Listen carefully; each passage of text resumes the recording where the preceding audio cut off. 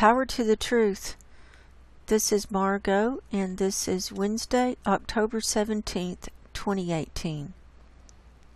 And it's been 10 days since my last update, and we're just going to start with what we're looking at with the sea ice and snow cover in the Arctic. It's in the last 10 days. And these are pictures from Climate Reanalyzer that I have up. And this is from today. And we can see that the ice is starting to refreeze a little bit. It's coming up closer to the Siberian border. It's coming out a little bit in the sea here, but not a whole lot. So let's go back to the 7th, which was my last update, and we can see what's happened since then. And I'm not going to be sharing a lot of articles with you today. I want to just look at websites, and I'm going to show you some things on NASA Worldview, some new things I've discovered over there, and also just an announcement in case people are not aware of it. I do have a BitChute channel, and so if for any reason something happens to YouTube, or my channel gets taken down for whatever reason, you can find me at bitchute.com/channel/Margo, or just go to BitChute and type in Margo in the search bar, and my videos and my channel will come up. It's not a complete listing of everything that I've done, but it's got most of the climate videos up there, so you can find me there. And you can also go to my website, margoshealingcorner.com, and if I have any major announcements, I'll put them up there. And I'm also on Facebook as Margo. So those are some ways. And I'm also on Twitter, Margo98. So you can just look for Margo or Margo's Healing Corner on Twitter. So those are some ways that you can find me in case YouTube takes my channel down for whatever reason. I'm not planning on it, but you never know. They don't want the truth out there, so you never know. You want to be ready for all possibilities. So this is starting from Sunday, October 7th, and here's the 8th. Here's the 9th. We can see it starting to fill out a little bit on the 9th. Here's the 10th, 11th, 12th, 13th, 14th, 15th, 16th, and 17th. So we've seen just in the last 3 days or so some more ice coming back up here in this area right up in here in the Beaufort Sea, and in this just western area, just west of the main sea ice. So there's that.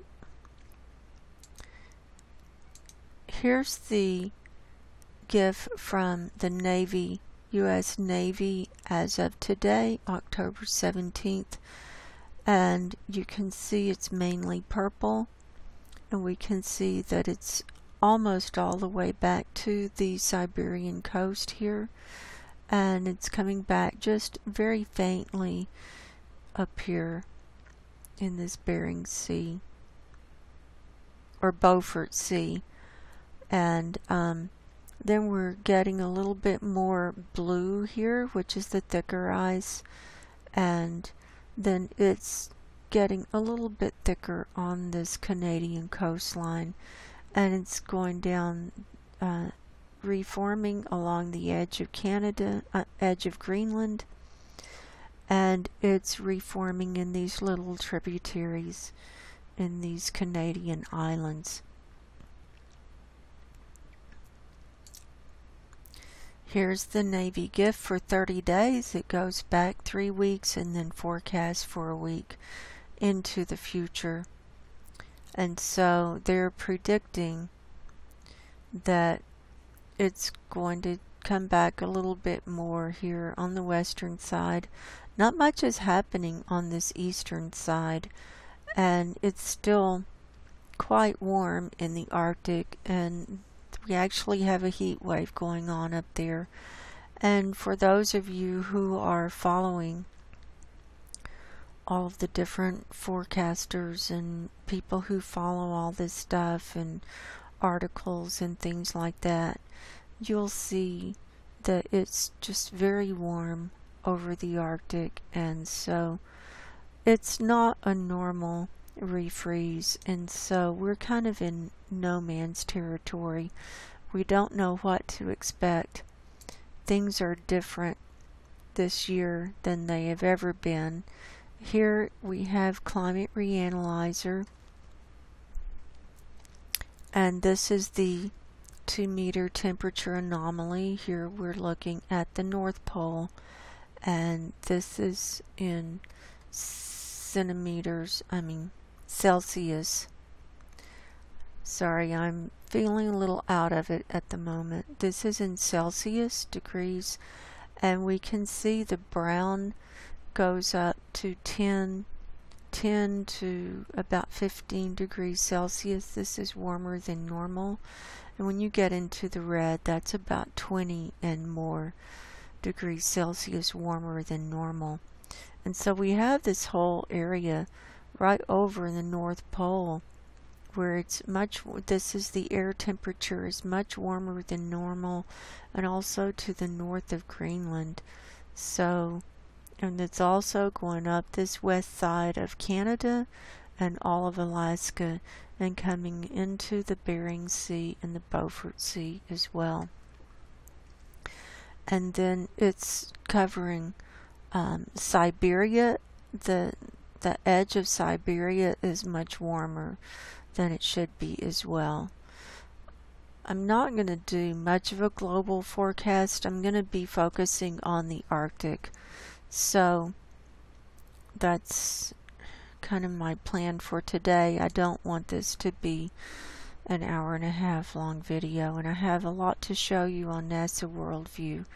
Here's the precipitation that's going on up there. It's snowing a little bit in different parts of the Arctic, but it's also raining over here in between Greenland and Norway, and that's because it is so warm.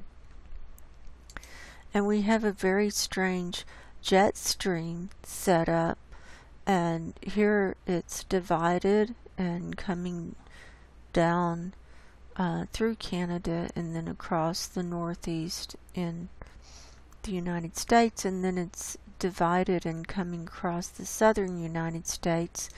Now look over here on the other side of the planet. It's going up across Norway and then down, and then it splits and goes down across northern Africa and around. And then it's doing these strange loops over Russia, and then it swoops down over India and China and so forth.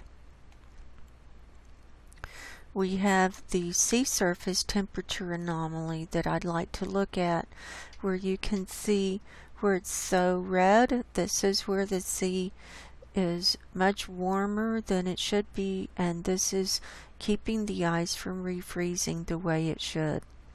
And so here's Russia and Siberia over here. So we're on the opposite side looking at the Arctic with this sea surface temperature anomaly going on.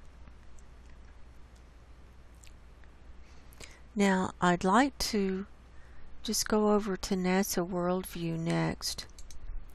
Here we are on the Arctic from today, This is the data that's in so far. Let me refresh and see if they've gotten in any more. No, usually it's later on in the day before all of the data comes in.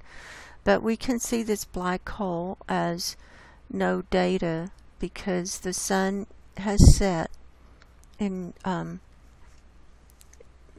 for the exact North Pole, and then it's getting darker further out, and so the hole is going to be getting bigger and bigger, and but what we see is there is this green around this hole, and I pointed this out last time and nobody really left any comments. I think Salt and Bev left a comment about it being algae blooms, and I am going to share Robin's blog post and his update on the Arctic, and I guess now would be a good time to share that,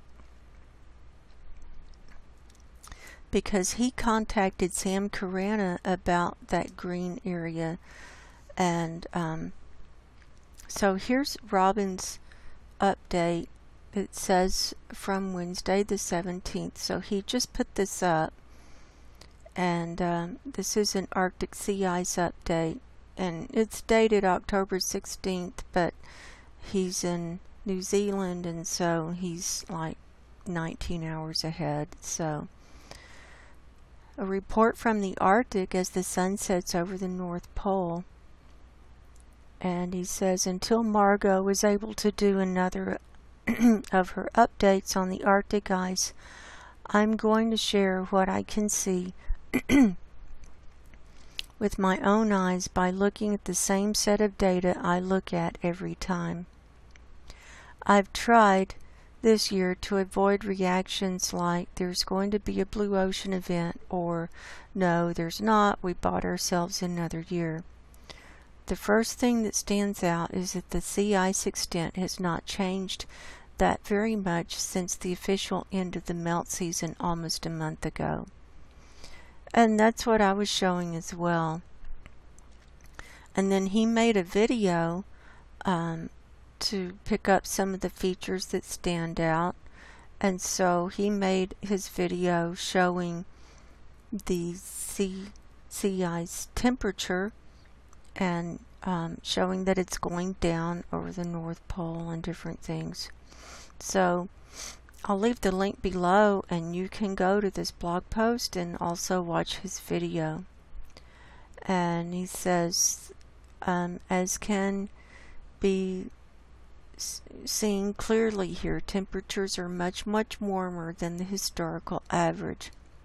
Looking at the data from NASA Worldview, we can see that temperatures at the North Pole vary from 264 K to 254 K. Now that's Kelvin, and NASA measures everything in Kelvin degrees. And he converted it to -9 degrees Celsius to -20 degrees Celsius. So it's below freezing now for most of in the black area. But outside of the black area, there are quite warm areas. Here's his 2-meter temperature anomaly from yesterday, very similar to what I just showed you. Here's the view from NASA Worldview from yesterday, very similar. And he's looking at the strange cloud formations over the Bering Sea. And then I pointed out these ripples and these formations that looks like strange clouds, which I do not find it difficult to imagine that some sort of microwave or weather modification has been used. I still cannot think of a simple and credible reason why it should be like this. And if they are beaming, it would be warming things up, and it would be melting the ice, because microwaves heat things up, and they heat up from the inside out. And you can see these strange ripples in lots of different directions, and that part is actually right up here. That's from yesterday. So now algal blooms in the Arctic, and then this is an article about the phytoplankton going further north as the Arctic sea ice declines and things get warmer. It's a whole article. And he says, I decided to consult Sam Carana of the Arctic News for his views on this. He came back quickly with an answer that accorded with what my own views were. And this is a quote from Sam Carana. Looks like algae to me. Phytoplankton includes algae, bacteria, and more.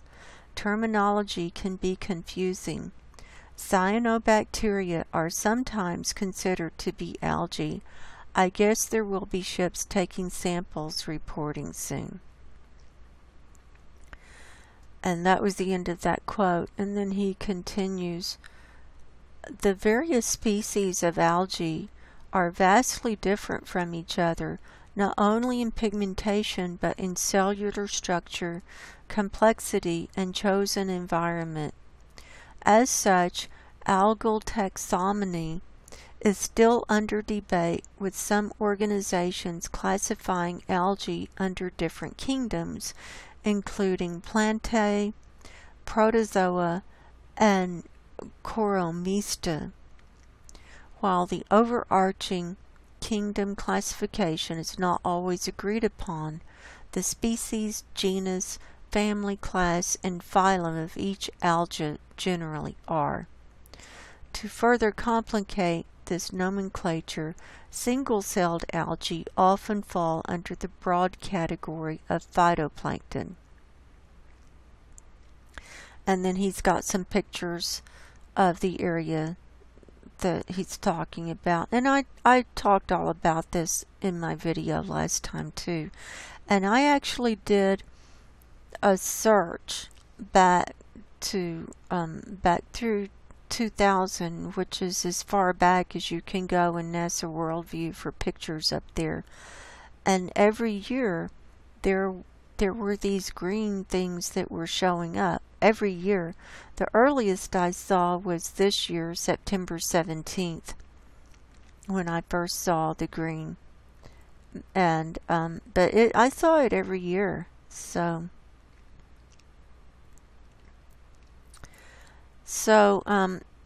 this is from National Snow and Ice Data Center. The official data confirms what we've been saying, that there has been no or very little refreeze. And what is refreezing is not very thick or concentrated at all. Despite moving into the northern winter, part from a narrow strip north of Canada and Greenland, there is nowhere in the Arctic where the thickness is greater than 1 to 1.5 meters. And here is the Navy that I just showed, and then he shows high methane emissions. And it is, and I'm going to show that today too, but it's the same data from Monday. And it's very disturbing because you've got basically the black coming up over here, just up from Norway and Finland and Sweden, and then it's the red coming up over here off in East Siberia Sea and in the Kara Sea and Laptev Sea and all this stuff, and then it just kind of gathers and swirls around. So it's quite warm and things are heating up from below, and I believe they're beaming, and I haven't really talked about it, and I really don't want to get into it that much, but that is my thought, that if there are microwave energies or frequencies being targeted towards the Arctic, it will melt the ice or keep it from remelting. And we do see evidence of that in these strange clouds. You know, I see it all the time where I live here. You know, go out and see clouds in the atmosphere, and then there are these ripples that are like harmonics, and it's not normal clouds. It's just not normal. So there's that. But I don't want to spend too much time on that idea, because I know I'll come under lots of attack and people discrediting me, and you know, I just don't need that. So I want to show you how you can look at sea ice here.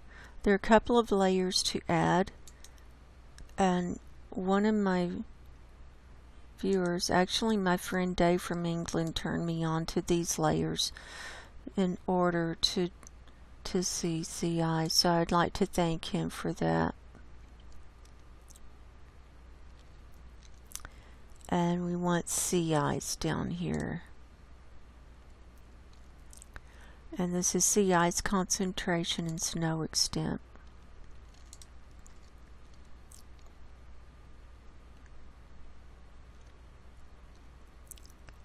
And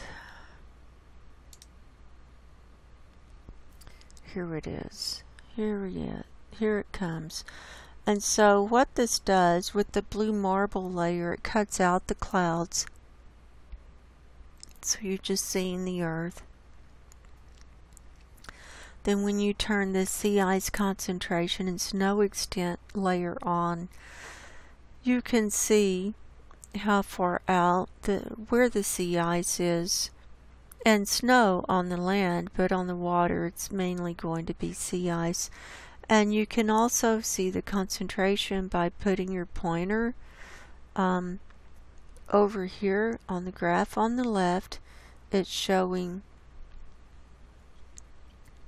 at about 14% right there on that real dark blue there. And so when you get to white, that's like 99 to 100%.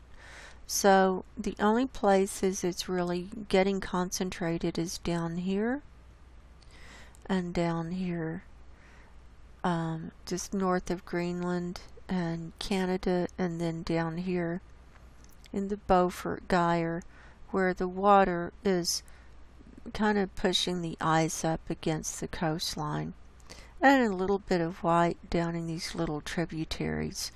So that's how you can do that.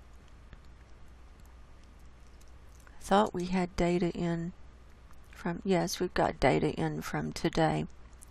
And then there are quite a few things that you can do that I've discovered since my last update. And the first thing that I want to show you is a comparison. And so you want to get the date that you want to compare to.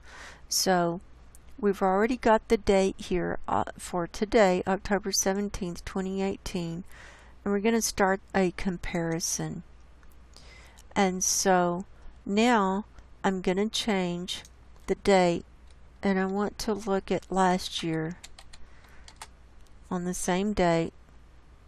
And what you do, you just move the picture back and forth. So here it is from today, and there it is last year, where it's comparing it. So at this time, so on October 17th, 2017, you can see quite a bit of difference in the refreeze. Especially going up north, it's already refrozen all the way up to the Siberian coastline on a lot of that area, and it's filling back out over here in the Beaufort Sea, and it's filled in more around these Canadian islands. So the ice this year of course, was a different shape. It's a little bit of a different shape every year. And so we can see that this year it's refreezing down along Greenland better than last year. But we can also see that this year it's still a wide open ocean, pretty much all around this coast of Russia and way out. And that's where we saw that beaming, the strange things. And I've seen beaming over here, evidence of beaming in the clouds over here too. And really all over. I mean, it's not just one place or the other.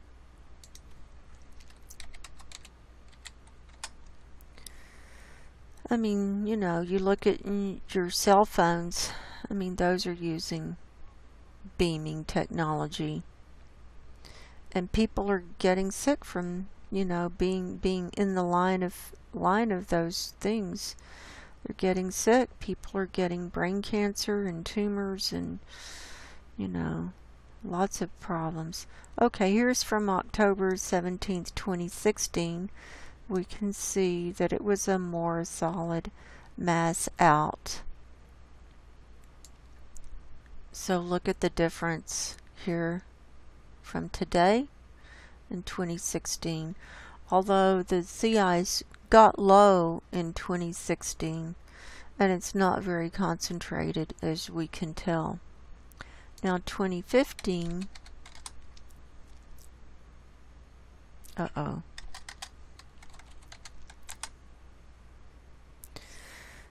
there was a lot more refreeze already by the 17th. See how it had already almost filled up this whole area to the left, and it had come back to the Russian coastline.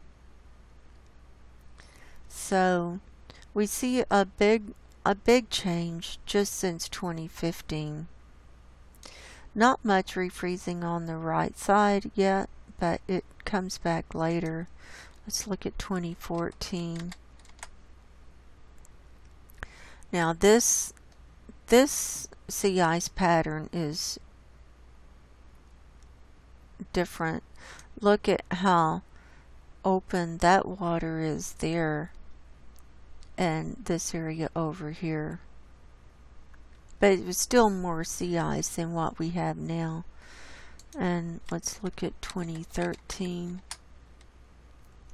Oh wow, look how far that's come back. Look at 2013. It was already back up to the coastlines, up on Russia, and well on its way to, it was almost over to going over to Alaska and coming over here towards Novaya Zemlya. Now 2012, we had the record low on sea ice extent, but it was already coming back. But you know, it's just a different pattern. What I see here, we have more sea ice coming out, you know, on the left and coming up to the coast of Alaska and Canada, whereas in 2012 this whole Beaufort Sea was totally open at this point in time, and the sea up here was, the Chukchi was totally open. So that's not, but see, the concentration was better. There's more white. It was a lot more concentrated than we are today. And then 2011.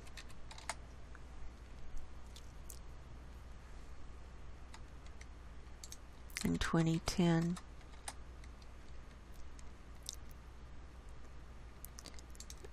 I think we're out of data. Okay, it did go back to 2009. On certain things it doesn't go back that far. So in 2009, 9 years ago, look at the difference. It was looking a lot better than today. I think that's the end of, that's the end of our sea ice data. So that was one thing I wanted to show you. And then you exit comparison, and it goes to the last date you had up there. So here we are back from today. And now another thing I wanted to show you. I made a GIF. Where is it? Here it is.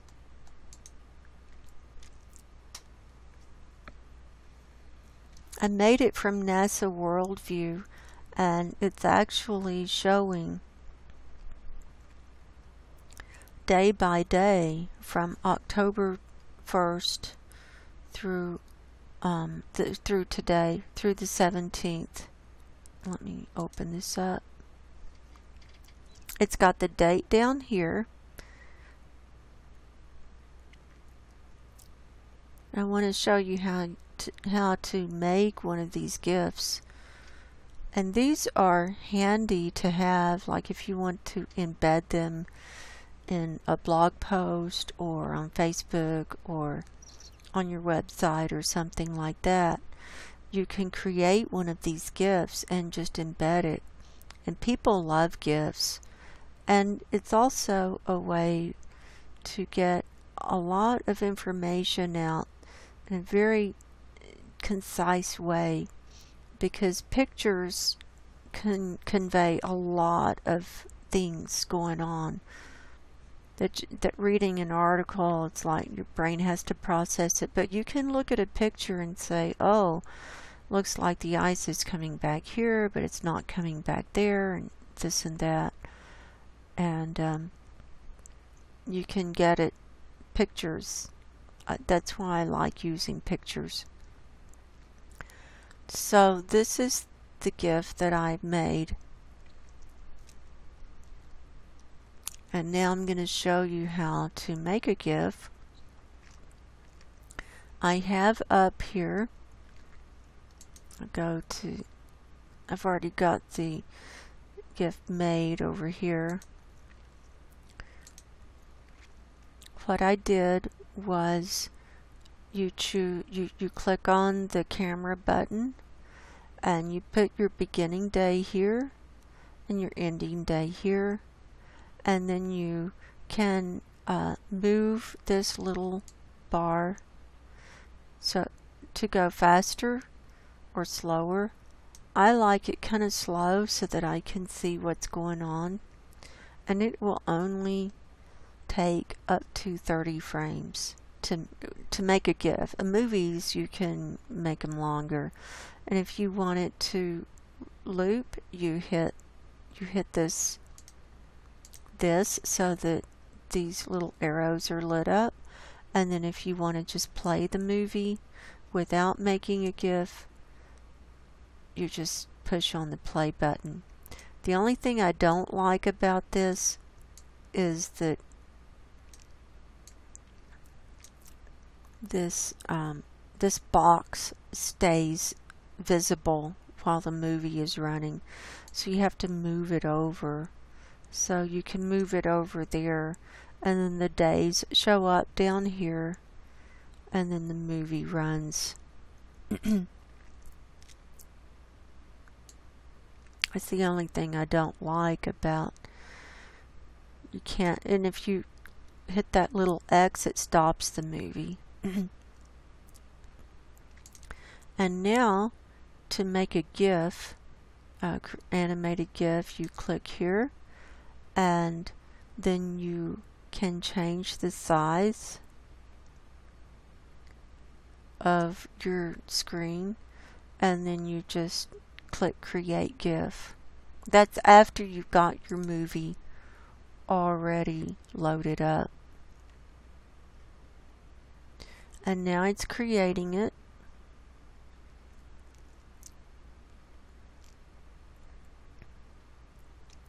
And now it's running. And so you can see it and see if you want to download it or not. And then you download it. Here, click download, and then you can save it to your device and upload it. And so this tells the size. This is going to take up 7.4 megs. This is 1 frame per second. Here's the date range, and increments is daily. And you can also do monthly and yearly increments. So this is a handy tool to have, and if you're doing your own research and wanting to present data and changes, like if you want to present like monthly changes or yearly changes, you know, it will do all of that. So I wanted to share that with you too.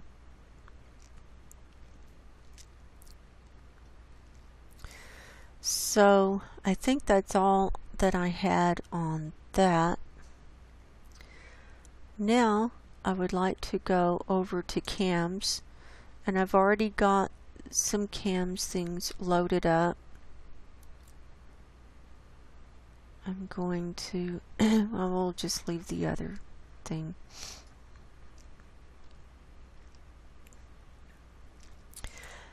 And we'll look at methane first. This is the hot topic of the day.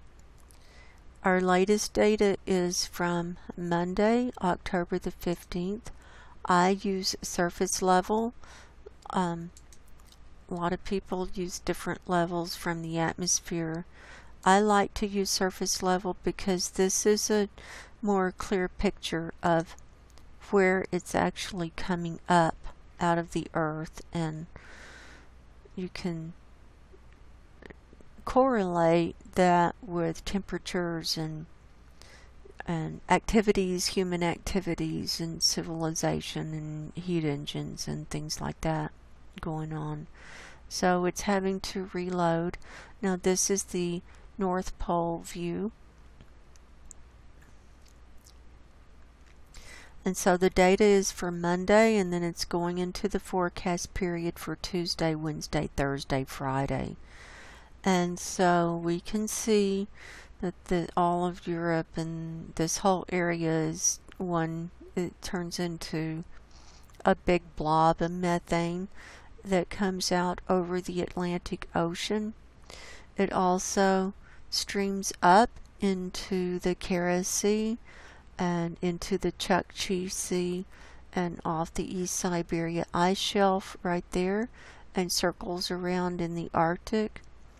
And we also see India is one big black blob, and all of Asia is like one big black blob. And we can also see it streaming out over the ocean, and you can't see the edge of the land here because it's so thick with methane coming out over the ocean there, and so that's quite disturbing.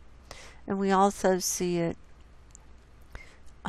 quite prevalent across the United States and North America, and coming out over the Atlantic Ocean in this view as well.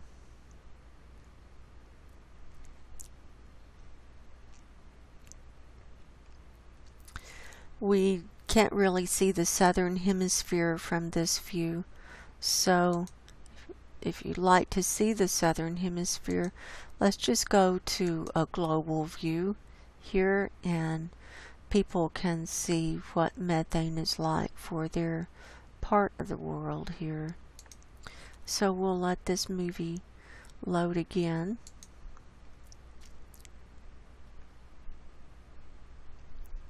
It doesn't look like it's loading, so I have to refresh the page.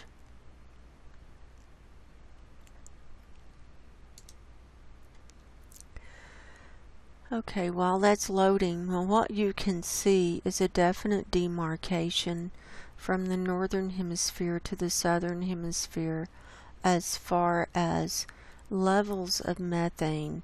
And if you look back to my earlier videos, my first methane video, and climate video I did was back in April. I think it was April the 28th, and it was methane. And this whole southern hemisphere was like down in this color of blue. So it was like at 740 parts per billion. Now, since then, the whole planet has stepped up to this, like it's an 1800, that's about 1800 parts per billion in that color. So just in that short amount of time, from the end of April to around mid-October, it's gone from 1740 to 1800 parts per billion in the southern hemisphere. And also in my older videos, it's not as high in the northern hemisphere. And because now we're seeing this constant orange color just kind of covering up the northern parts, and that's, you know, from 1940 to 1960 parts per billion. Then the orangey is 1980, the red orange is 2000, and on up, and this blackish color is 75,600.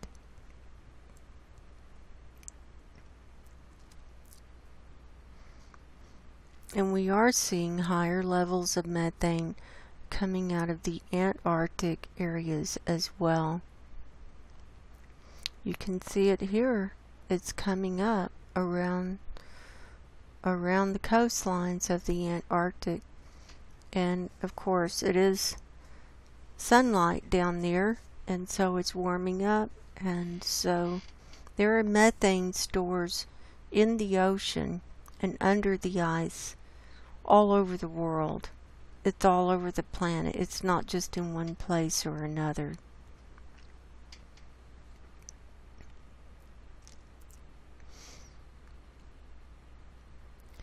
So there's that. I also have sulfur dioxide already loaded up.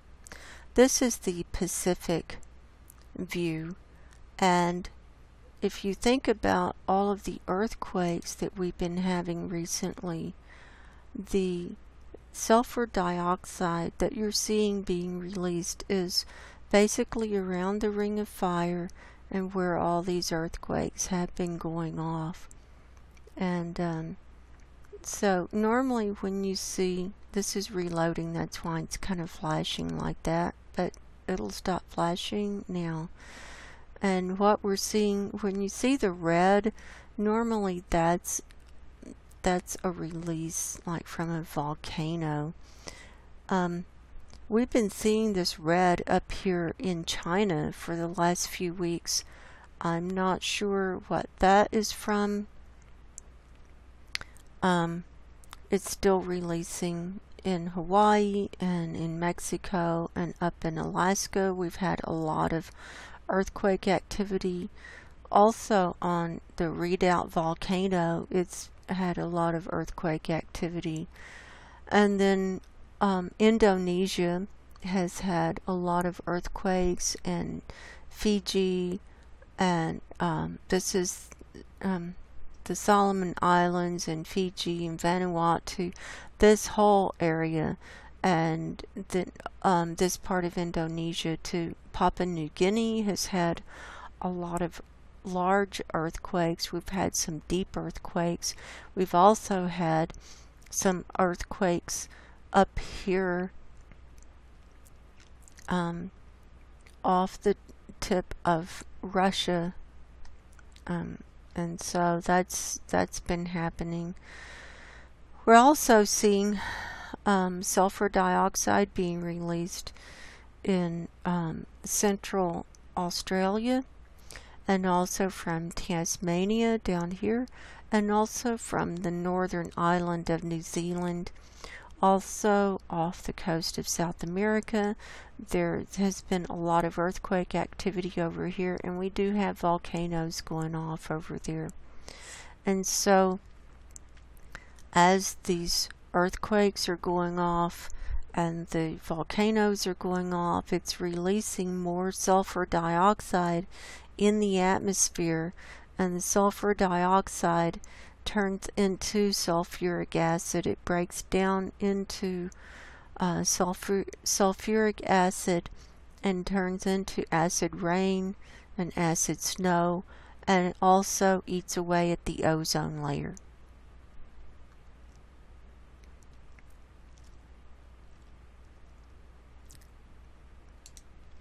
And next I have ozone pulled up. This is ozone on the South Pole view. So we're looking down on the Antarctic here. This is the eastern Antarctic, this is the western Antarctic, and here's the tip of South America.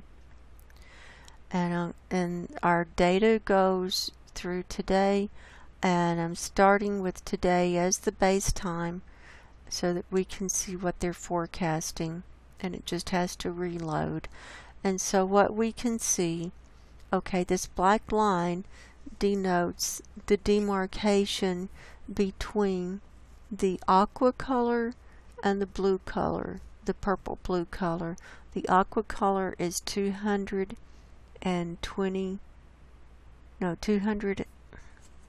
well, they've changed this chart.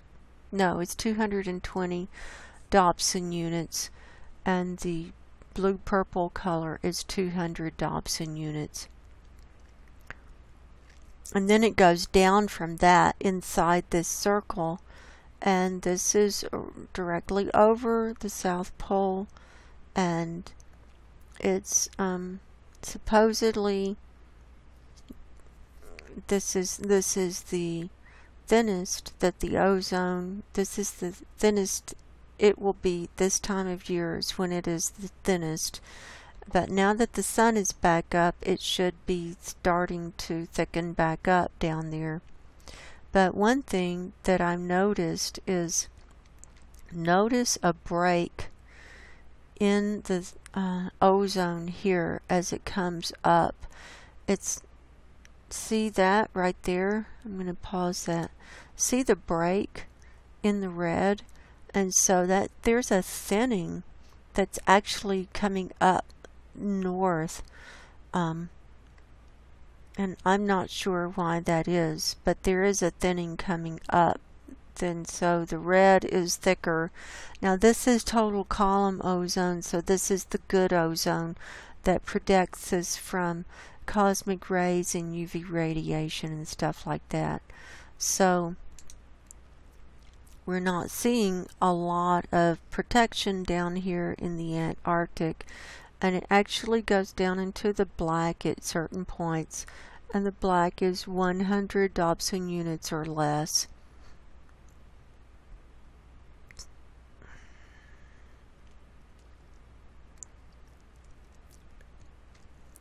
And the yellow is 300 Dobson units, and that's what is considered average, and that averages out to 3 millimeters of thickness up through the atmosphere, and that's what's protecting us.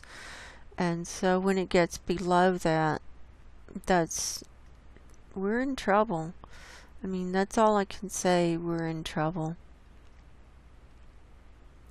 Now I also have ozone pulled up on the global map here, and I wanted to show this to you because not only is it thin down here on the South Pole, but now that the seasons are changing, the thinness is going to be moving up to the northern hemisphere, the northern pole, North Pole.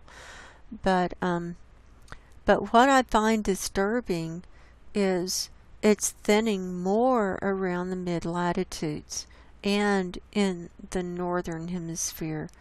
And so when you see the green and this kind of blue-greeny color, like the 240, this green here is 240 Dobson units.